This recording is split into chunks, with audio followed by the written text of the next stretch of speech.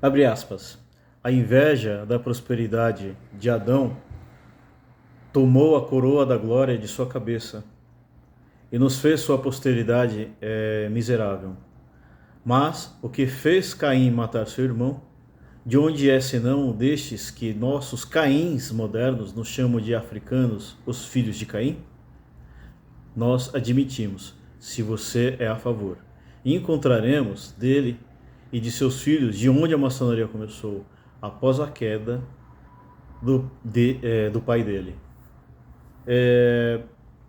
Fecha aspas. Esse é um trecho do discurso de Marriage, né, a loja africana número 459.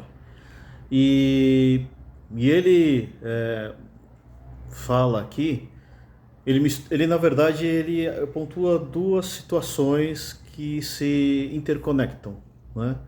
É, os racistas à época tinham claro que os negros eles eram os descendentes de Caim. Então eles estavam condenados pela eternidade, conforme a interpretação deles na Bíblia, que a escravização era natural ao negro porque estava atestado na Bíblia. É uma distorção da leitura, ponto. Isso é uma distorção da leitura, né?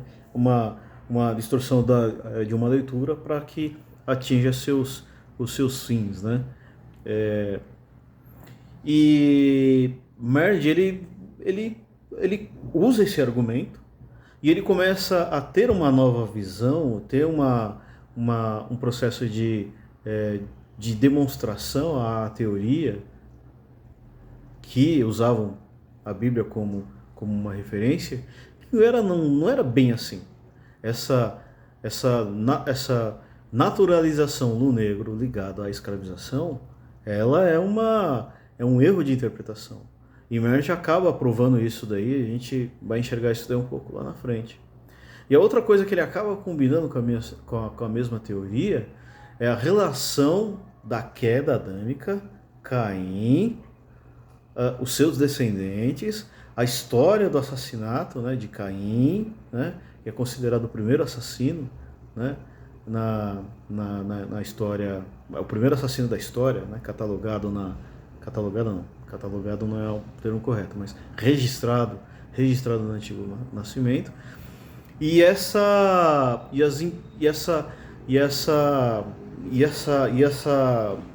esse momento registrado bíblico, como que isso daí acaba influenciando nas lendas maçônicas, na forma como a maçonaria se vê, e as lendas, que a gente não pode falar muito aqui, as lendas que acabam influenciando, inclusive até o próprio grau do mestre.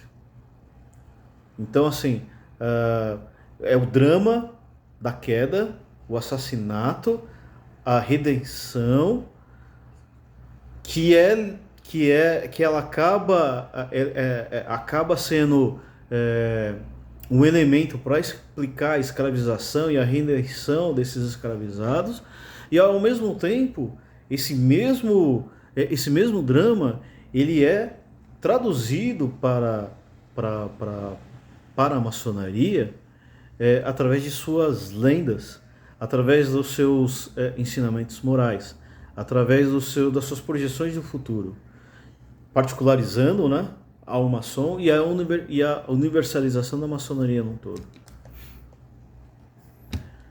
Mas, corajosamente, eu diria de forma perigosa, isso eu que comento, lança um novo olhar num dos argumentos que justificam o escravagismo e, por extensão, o racismo. Esses são os meus comentários, ok?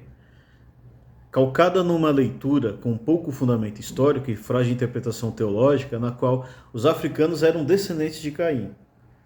E aí eu continuo ainda no texto, né, usando a tradução original da Jonah Brooks.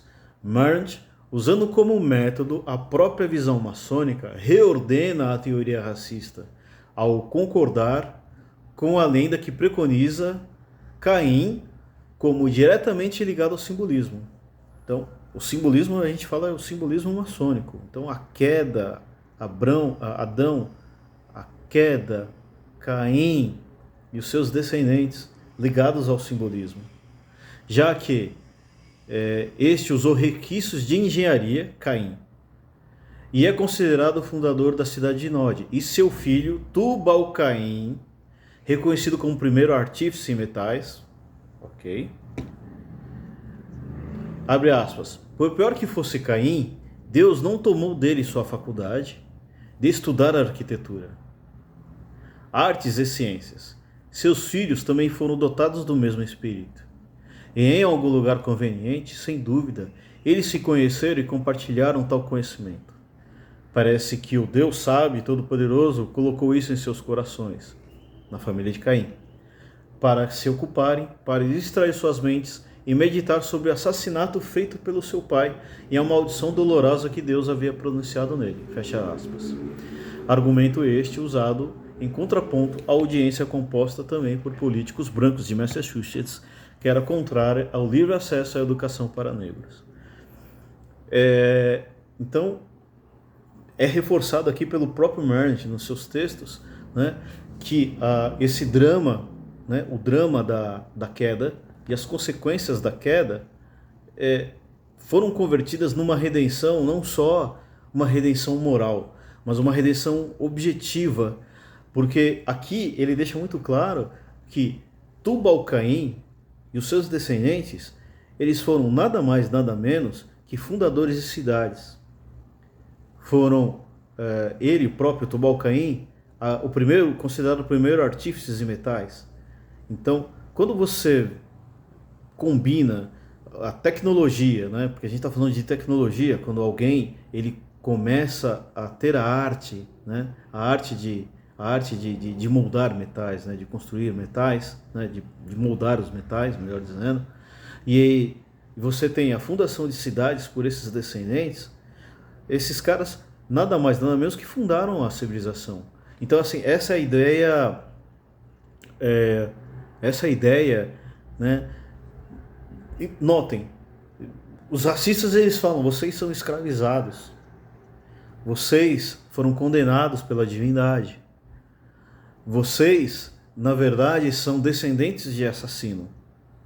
Marnet ele mostra um contraponto. Ele fala: não é só isso. Nós sim reconhecemos o assassinato porque está sim testificado na própria Bíblia. Mas nós fomos redimidos por Deus, porque os nossos descendentes, né? Aliás, nossos descendentes não, os descendentes de Caim, eles construíram a civilização. Eles foram os primeiros a fundarem cidades.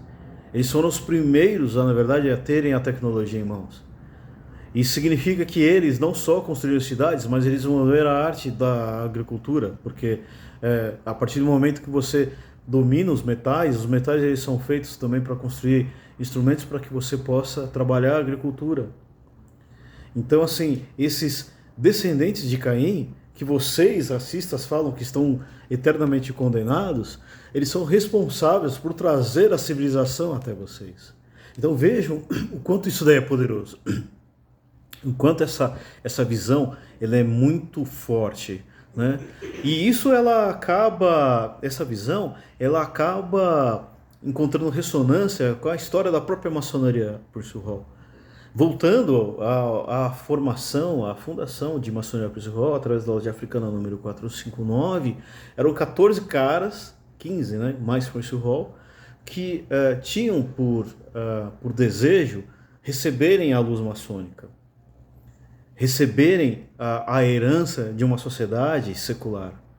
E em função de sua origem enquanto negros, simplesmente não tinham essa permissão. E quis o destino que irlandeses, a gente tem que lembrar que os irlandeses eram considerados, na verdade, dentro do Império Britânico, como inferiores ao inglês, né? E durante a história da relação entre Inglaterra e Irlanda, muitos irlandeses foram escravizados por ingleses. Então, esses mesmos irlandeses que compartilhavam de uma história parecida com a história do negro africano, permitiu que fossem iniciados, e esses iniciados eles tomaram em suas próprias mãos, né, o seu destino enquanto maçonaria e ressignificaram a própria maçonaria. Então, assim, esse texto, essa parte do texto, onde Merritt, ele fala, ele reconhece a queda, ele reconhece o assassinato, mas ele também observa que esse drama, né, essa tragédia, ela foi convertida em bênção do próprio Criador, permitindo a esses mesmos descendentes de Adão e Caim que formassem os primeiros resquícios de civilização, que levassem a humanidade os primeiros ferramentais ligados à tecnologia. Então, eu acho que vale essa reflexão. A maçonaria Priesthood Hall, ela é transformadora em vários sentidos. Ela pega uma história de derrota, ela pega uma história de rejeição e transforma essa história numa visão revolucionária da própria humanidade. E haja vista que é um sucesso. Estima-se entre 250 e 300 mil maçons Priesthood Hall. Hoje, a gente pode falar no mundo, porque a Priesthood Hall, a maçons Priesthood Hall nas Filipinas, a maçom Priesthood Hall na França, né? Então, eu acho que vale muito a reflexão. Espero que tenham gostado, né? Mais uma vez, havendo dúvida, por favor, deixem seus comentários e, na medida do nosso conhecimento, assim responderemos. Tchau para todos.